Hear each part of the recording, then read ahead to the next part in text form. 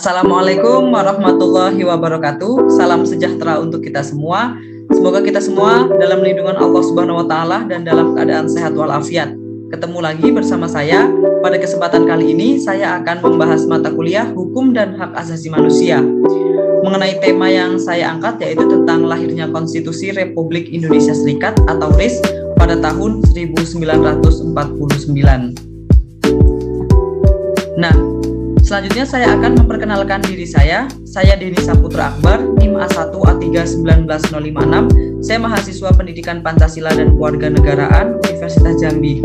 Kepada yang terhormat Bapak dosen pengampu, Bapak Budi Ardianto, SH.MH. Langsung saja mengenai materi yang akan saya bahas pada kesempatan kali ini, yaitu tentang lahirnya Konstitusi Negara Republik Indonesia Serikat atau RIS pada tahun 1949. Nah, suatu negara di dunia pasti mempunyai konstitusi, karena konstitusi merupakan salah satu syarat penting untuk mendirikan dan membangun suatu negara yang merdeka.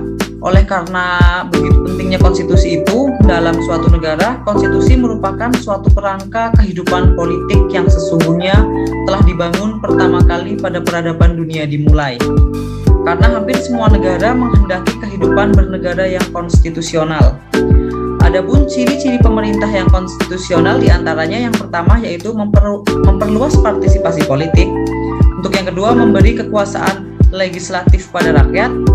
Selanjutnya yaitu menolak pemerintahan otoriter.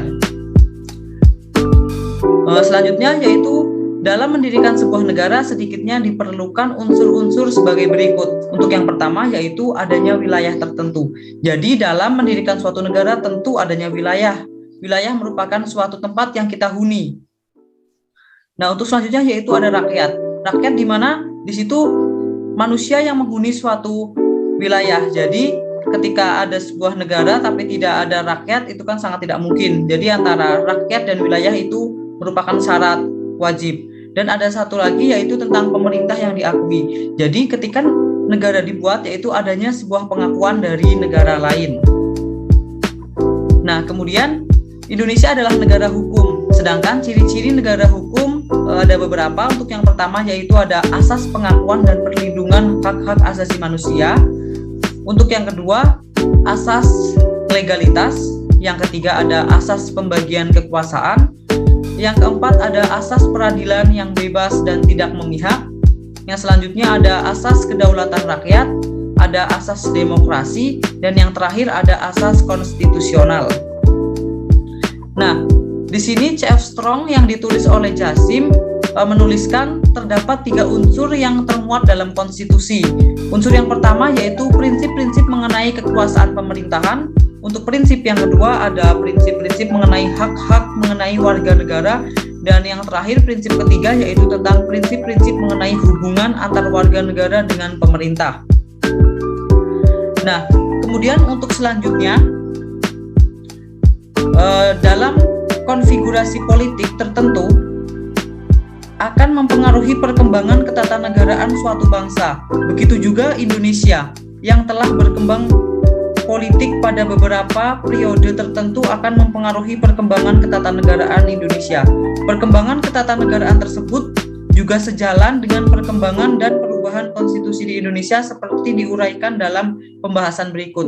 Untuk yang pertama pada periode 18 Agustus 1945 sampai dengan 27 Desember 1949 masa berlakunya Undang-Undang Dasar 1945. Jadi pada masa periode pertama kali terbentuknya Negara Republik Indonesia, konstitusi atau Undang-Undang Dasar yang pertama kali berlaku adalah Undang-Undang Dasar 1945 hasil rancangan BPUPKI kemudian disahkan oleh PPKI pada tanggal 18 Agustus 1945.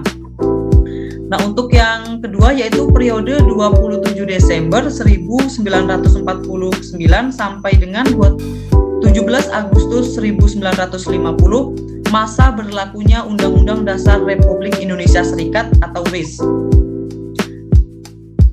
Sebagai rasa ungkapan ketidakpuasan bangsa Belanda atas kemerdekaan Republik Indonesia, terjadi kontak senjata atau agresi oleh Belanda pada tahun 1947 dan 1948 dengan keringanan Belanda untuk memecah belah NKRI menjadi negara federal agar dengan secara mudah dikuasai oleh Belanda.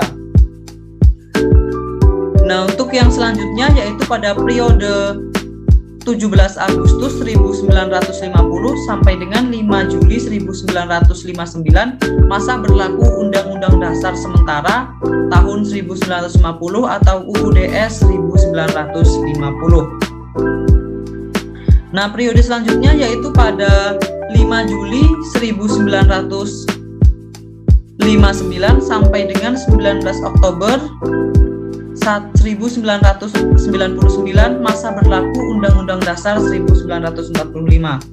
Nah, periode selanjutnya periode 19 Oktober 1999 sampai dengan 10 Agustus 2002 masa berlaku pelaksanaan perubahan Undang-Undang Dasar 1945. Dan yang terakhir pada periode 10 Agustus 2002 sampai dengan sekarang masa berlaku Undang-Undang Dasar 1945 setelah mengalami perubahan. Nah, jadi terbentuknya Republik Indonesia Serikat atau RIS itu merupakan hasil keputusan konferensi meja bundar di Den Haag, Belanda pada tanggal 23 Agustus 1949. Itu tepatnya pada tanggal 23 Agustus sampai 2 November 1949.